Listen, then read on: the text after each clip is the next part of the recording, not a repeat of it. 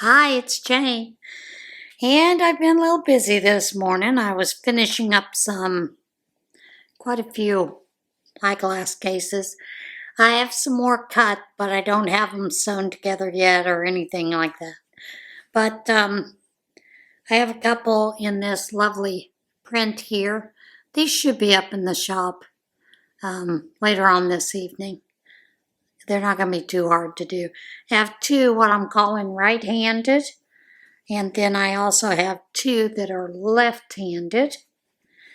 I have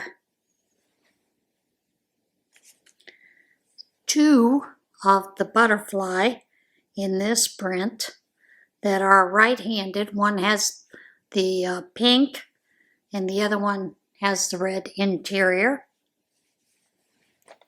I only have one of this one, and this is that Grow Your Garden print.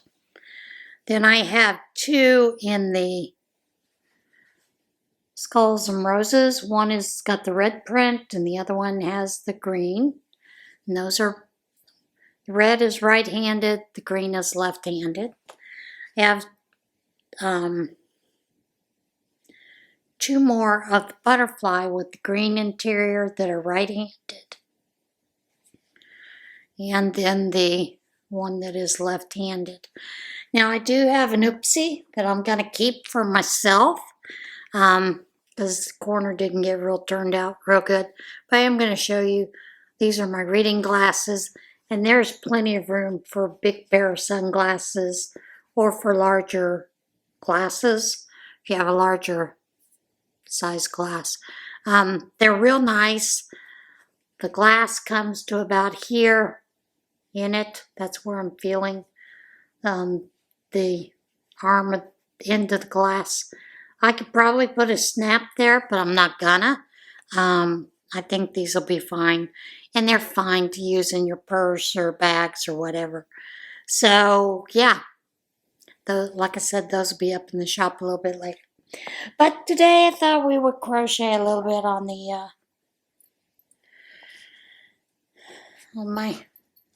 working on this one again.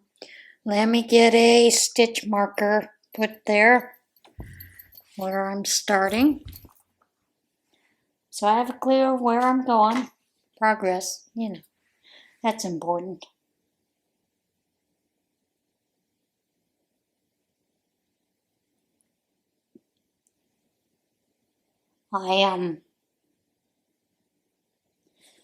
This morning I ran out of my homemade creamer. So I gave that cashew creamer a try. And I won't say that it was completely despair and regret, but it has, I don't know, it's not really creamy. And that's what I'm looking for when I use creamers, is that creaminess. Didn't have a bad flavor, although you could taste a little bit of the oat milk, but you could taste the cashew. Wasn't too bad, like I said. So I used that in my coffee this morning. My second cup of coffee, had 2 cups. But I don't think I'll be doing it for a third cup.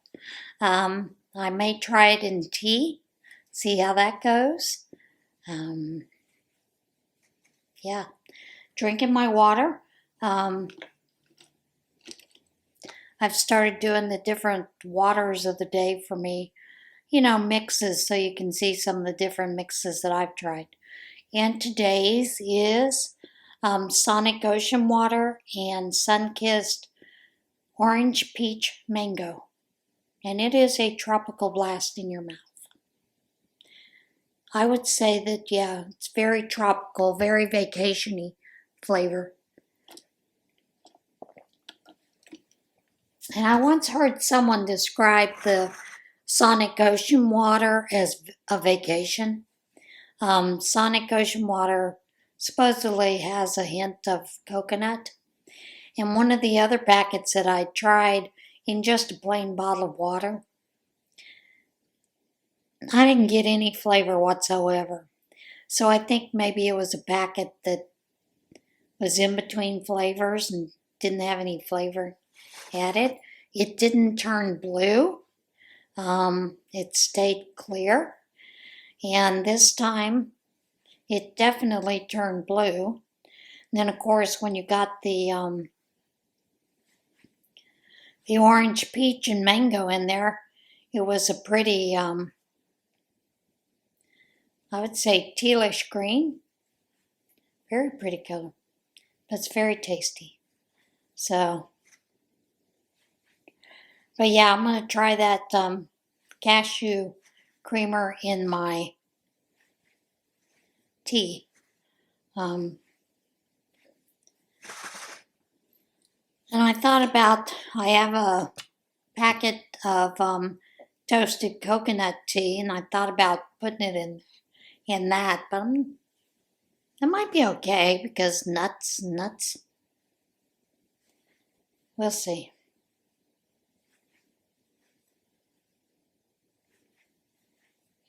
Did cut a couple of other style eyeglass cases. Also cut I think 3 bags to be sewn up. I do have the linings ready to go, but I need to cut those up. So I'll cut those up a little bit later this evening, but want to take a little bit of time to do a little bit of crocheting. Just because.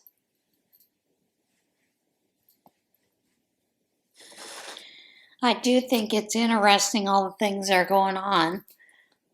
It's got some crazy stuff happening, if you ask me. Crazy. Crazy animals on the loose, more airplane crashes.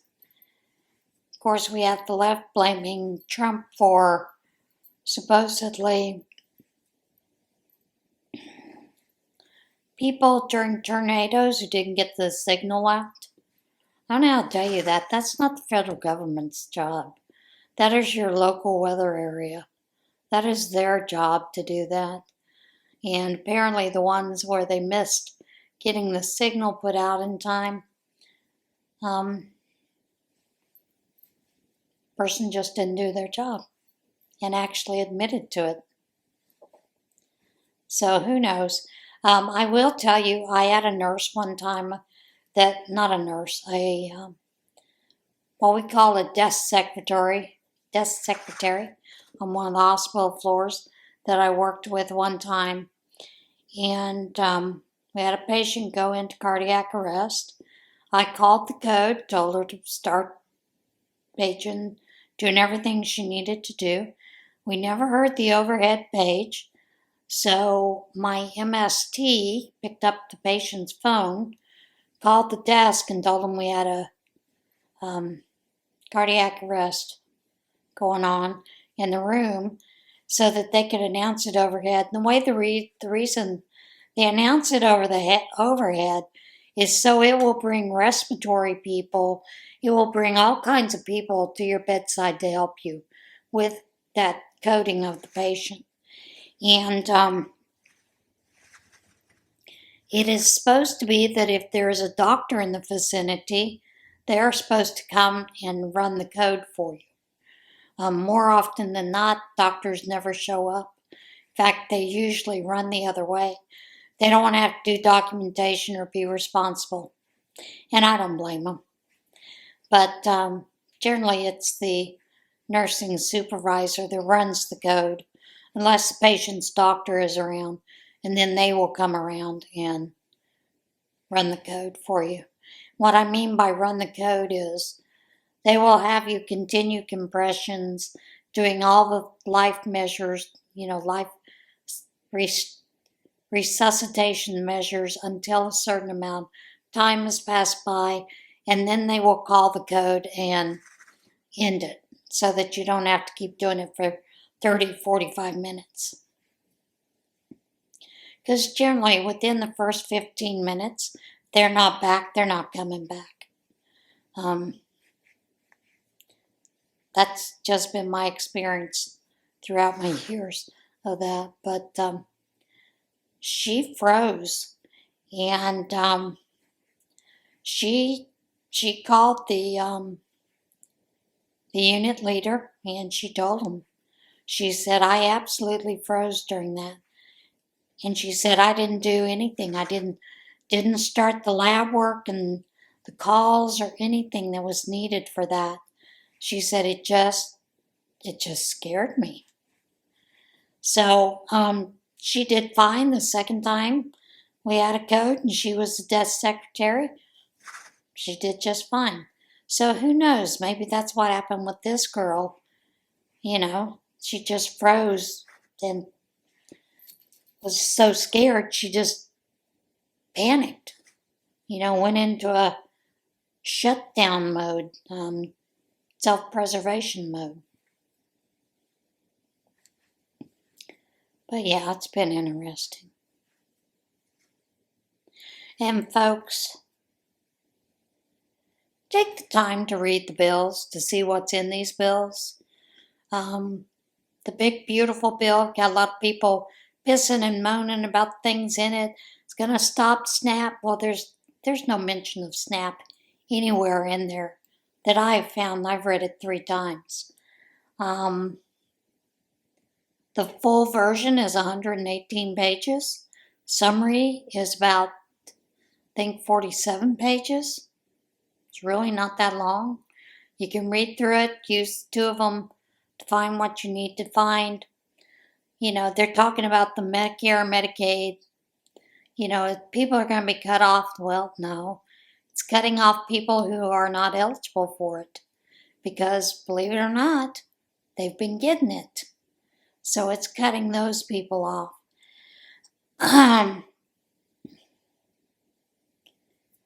then, of course, you know, they've complaining about the age for able-bodied people having to work. Well, the rule has always been 55 and under have had to go to work able-bodied for 20 hours a week. So, for 4 weeks, 80 hours a month. The only thing they did is move that age from 55 to 65. So 65 and under. If they're able-bodied and can work, they should be putting in 20 hours of work for their Medicare or their Medicaid. However, there are different types of work. There's actual physical work, and there's volunteer work. So those are very different animals. I think people just kind of need to relax a little, chill, because it's not that big a deal. It's not, the differences are very slim. It takes those tax cuts, you know, that are going to expire in December, you know, like child tax. You get a deduction of $2,000 per year per child. That's gonna, in December, that'll end and it'll go back to what it was before, which is $1,000. So I would think you would want that to pass. Yet make sure that our tax brackets don't go back up to what they were in '76. Which for the majority of us means our tax bracket is taxed at 10%. I think for the first 20,000, I think that's what it runs. And then it goes up to 12%, anything over that. If that bill doesn't get passed, it goes up to 12% for the first 20,000. So, you know, whatever, folks. Get real.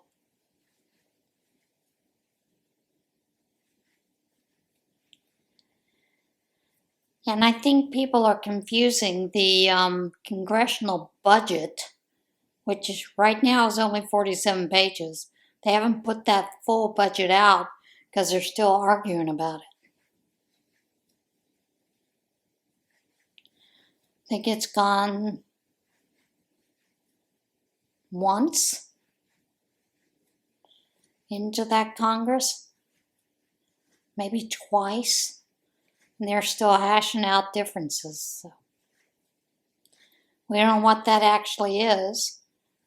People are upset because it's going to supposedly cut your SNAP benefits. Everything that I have read up to this date, the only thing it changes is that your child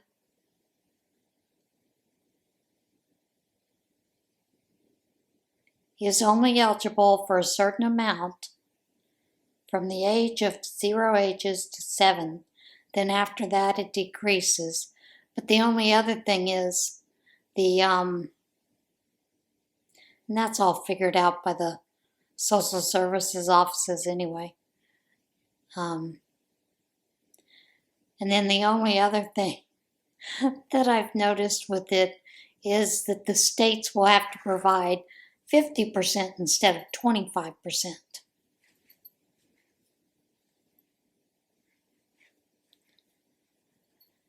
Well,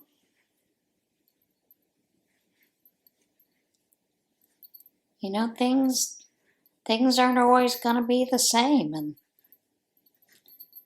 we always assume that the government takes 100% out of our taxes, and they don't. But you got to make some cuts somewhere. Where are you going to make the cuts, folks? Apparently nobody wants to make cuts anywhere. You think you can keep running a deficit for so long. Doesn't work like that. Doesn't work in your checkbook, and it certainly doesn't work with governments. So choose your battles wisely. Pay attention regardless of which party is in office. You should always be looking at those things. But this doom and gloom, you know, there's that meme out there that it's going to take away your free speech and all kinds of things. And I'm like, where do these morons come up with this nonsense? I mean, if you can read the bill, see what it has to say. And why would you just blindly follow whatever somebody puts out there when you're not real sure their reading comprehension is very good? That's all I'm saying. But then again, there's a study that most people, 50% of the people, can't read above a 3rd grade level. So maybe that's 50% of the people that are coming up with this nonsense. I don't know. Like I said, I've always advocated you need to always be aware of what's going on, regardless of which party is in power, if you want to put it that way. But I haven't seen anything where your speech is going to be affected and all that kind of stuff. And I've got people telling me, yeah, but you look at the SAVE Act, they're going to take away women's rights to vote. Really? How were you able to vote last election? I mean, you've already got a card that proves who you are, that you've been voting. Why would you have to re-register? Now, I do understand that, you know, if you go to register to vote, you might have to show an ID that proves who you are. Oh, Lord, that'd be awful. But then again, for you to get a driver's license if you're a married woman, you've taken your husband's last name. You have to bring a copy of well, most of them want to see the actual marriage certificate with the raised seal. Now, used to be you just took a copy of it. And you also had to show your Social Security card where you had shown that you had changed your last name. And to do that, you had to go to the Social Security office, show your marriage certificate that you had changed your last name. I mean, you've already set a precedent of chain of command of changing your name. A lot of people got hysterical about that, and I can understand some of the states, didn't want to touch it because there were a lot of issues for folks that couldn't get copies of their certificates, mainly because they couldn't pay for them.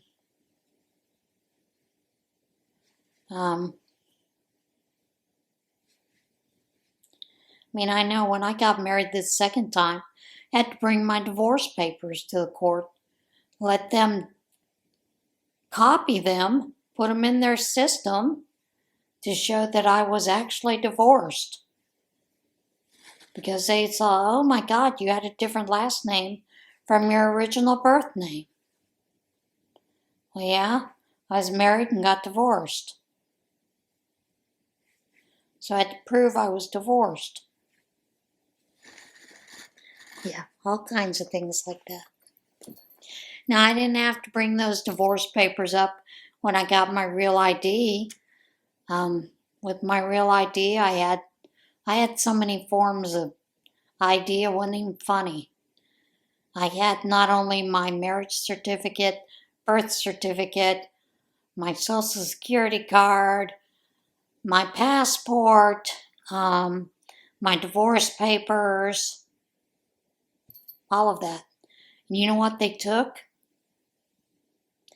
They took my marriage certificate and my social security card and a bill. A bill that came to my name.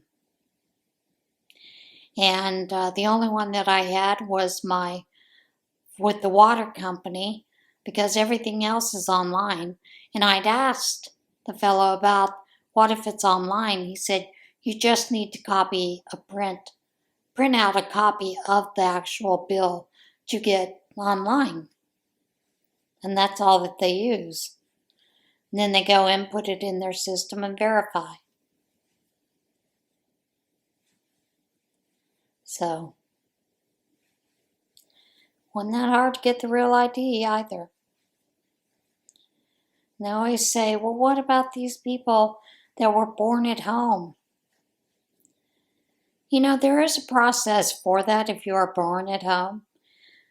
If your parents didn't follow through with that, blame your parents. I don't know what to tell you. But, again, they put that on hold while they're working out some of those final details to make it more clear. My God, I would think that if you had a real ID, that'd be enough, and supposedly it is with the SAVE Act, so I don't know. And, we've had the real ID law was put into place back in 2005 because of 9/11. If you go back and you look at the vote that was on that, you'll see both Democrats and Republicans voted wholeheartedly for it. So, and yes, you can fly if you don't have a real ID. It is a little bit more strenuous when it comes to the TSA check. From what I understand, they pull you aside, do a full pat down, and make you go through the x-ray machine and swab everywhere, and it's just an extra measure, takes a little extra time. Then once you're in that system, and you're not going outside of the airport, coming back in, you're just going from airport to airport, there is no additional screening till you come back into the airport. Now, I don't know what they're doing about getting into federal buildings, like if, I don't know.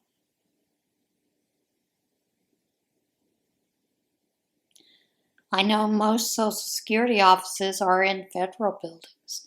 So if you had to go into the Social Security office for anything, I don't know how they're going to handle that, but I'm sure there's something, some kind of additional screening process. Can't take a cell phone in there anyway, so.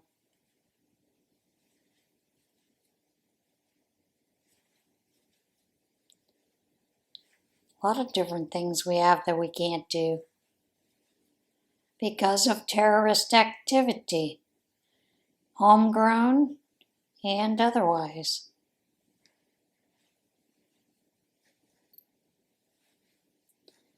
So, I don't know, it's kind of crazy. Kind of like,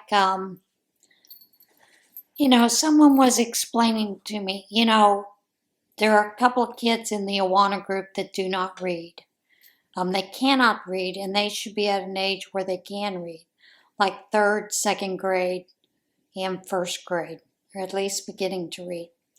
So I had someone come to me and explain to me what that was about.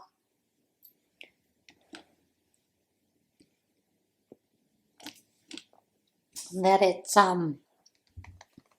unschooling. They think that their children will learn to read on their own. I don't know how to tell you this. Osmosis learning has not worked for human beings ever. That I can recall, especially when it comes to learning to read and write. So, I don't know. Should be interesting. And like I said, I've said it before, I don't know how that is not considered child abuse. That one, I don't understand how a parent would choose to have their child illiterate. I just don't. That makes no sense to me.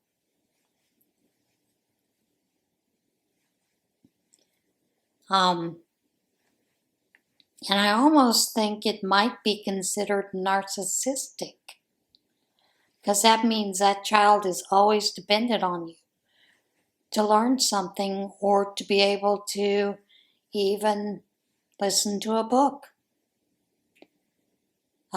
Instructions on how to do something.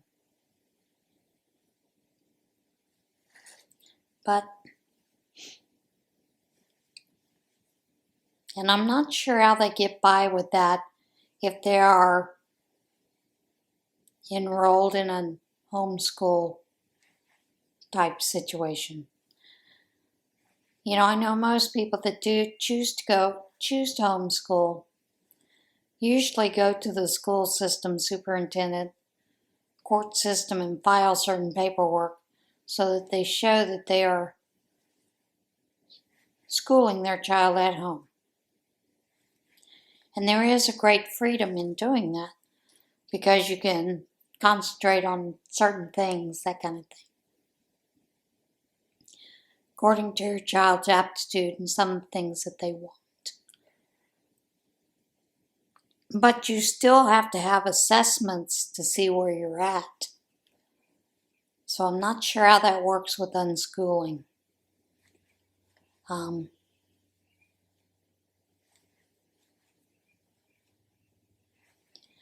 I have put out a call to someone who is an educator with the school board system to see, how do they get around that? What happens? They don't meet the assessments, that kind of thing. Because I'm curious. I would like to know.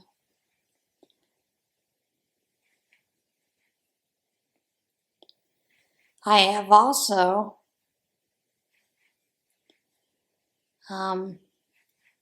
put out there to the mother that if she wants, there are some of us, if she wants, there are some of us that are willing to take the extra time, having come like maybe 20 minutes early and spend some time with teaching them to read. We haven't heard back from her. Well, we'll see.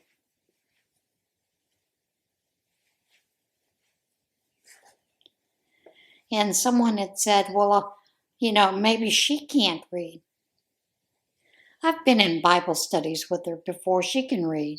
She's reading along in the book and the Bible. So, yeah, she can read. And this whole unschooling thing is around teaching the kids what they want to learn.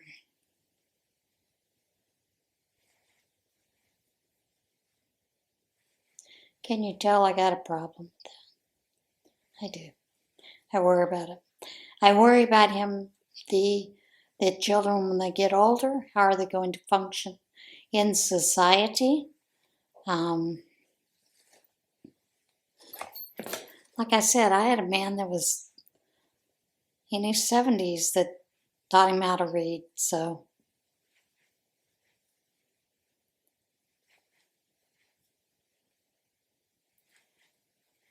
I think that is one of those basic skills all children should have. It opens up a big world to them, not only in the joy of reading, but being able to read something they need to learn how to do instructions for something. It's kind of like this. Around most churches and a lot of places, you see these pieces of machinery, and they are called AED. And I think it's called Advanced Emergency Device. Don't quote me on that. But it's meant so that you can pull it out. I've been trained in it, so I know how to use it. Of course, it's self-explanatory.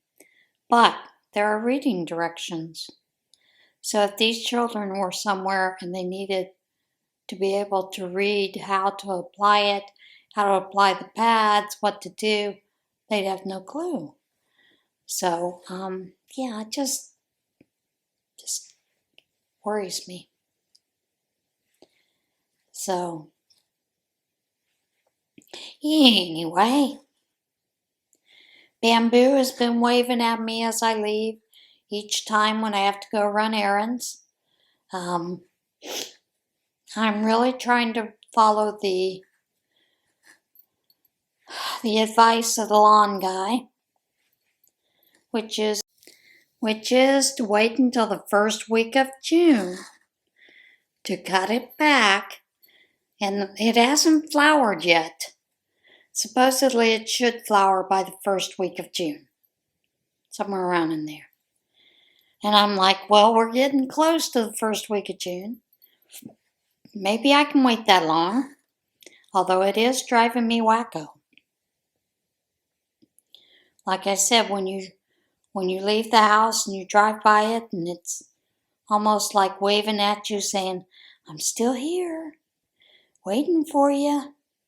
When you gonna come to me? But I've been working on some stuff in the back, so weed eating, that's always fun.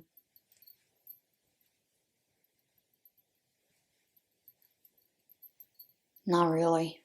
It's not really all that fun. But, do what you gotta do.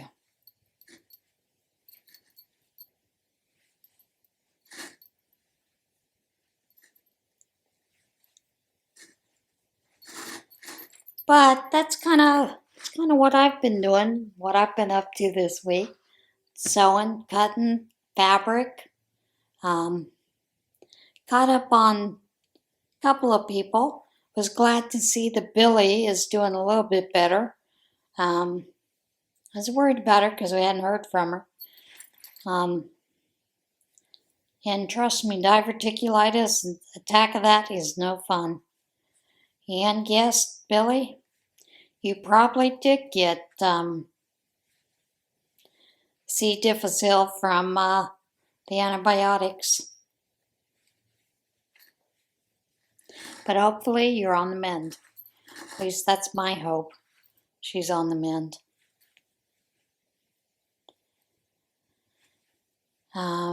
I watched one of Nancy's. She's in the cabin, I think. Guess she's home by now. But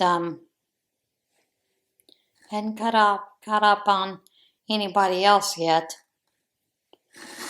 Too much goings-ons, like I said.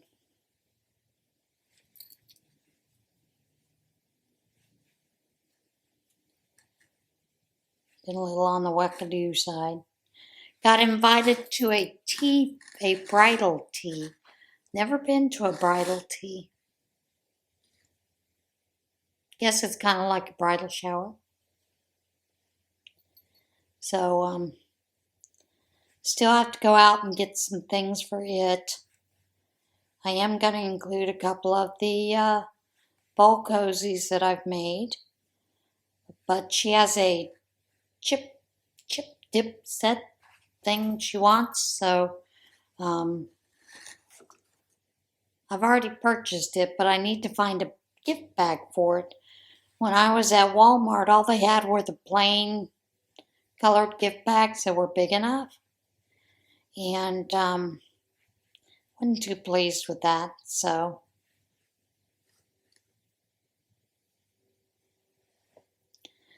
gotta go see if Dollar Tree has any bigger bags. I don't think I've ever seen any bags at Ollie's.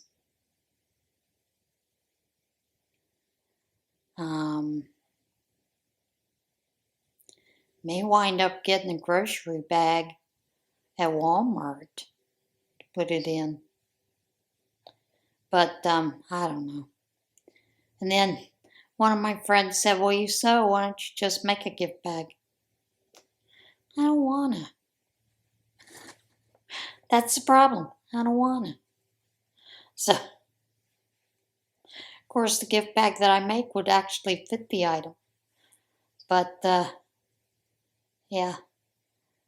That's on my agenda this week, to find a big gift bag. And I don't think there's any available at Joann's anymore.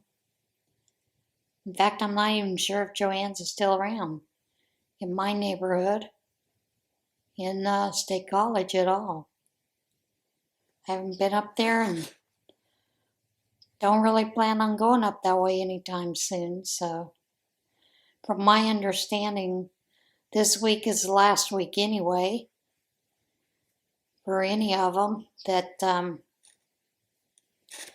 their plan is to be totally closed out and emptied out by the end of the week. So, who knows, right?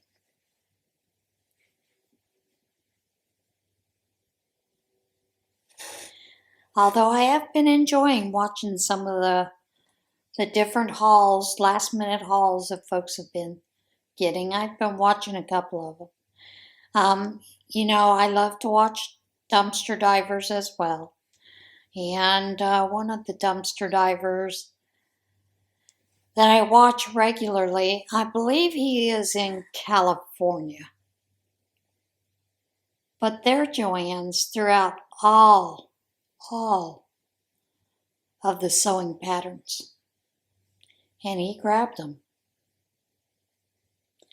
Like he said, he can list them on eBay. He can list them wherever.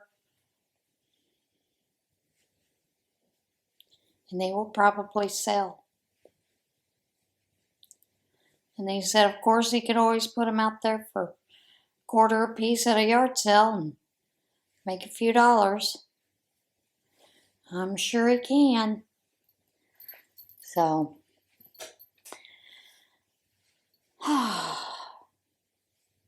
I have decided with the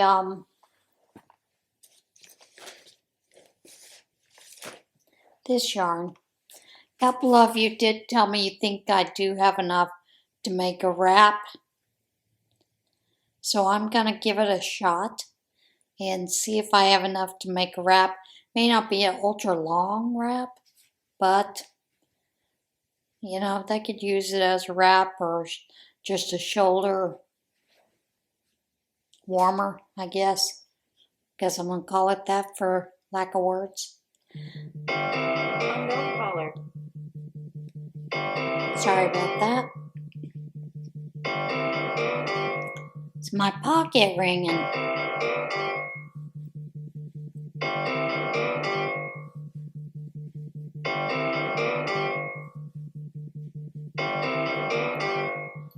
Okay, that's enough.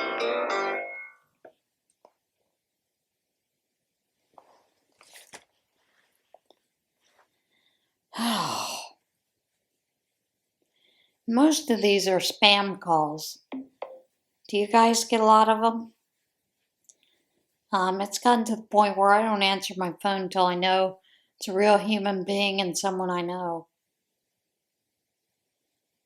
And that's a sad thing to have to go to that point. But even our cell phones aren't safe, because I no longer have a house phone. Couldn't see paying for a house phone when I never use it. So, well, folks, I think I've chatted on enough, ranted enough, rambled enough, and I need to get on to some other things. So I'm going to let you go. Everybody have a great week. I'll see you again soon. And remember, continue to hydrate and do something kind this week. See you soon. Bye.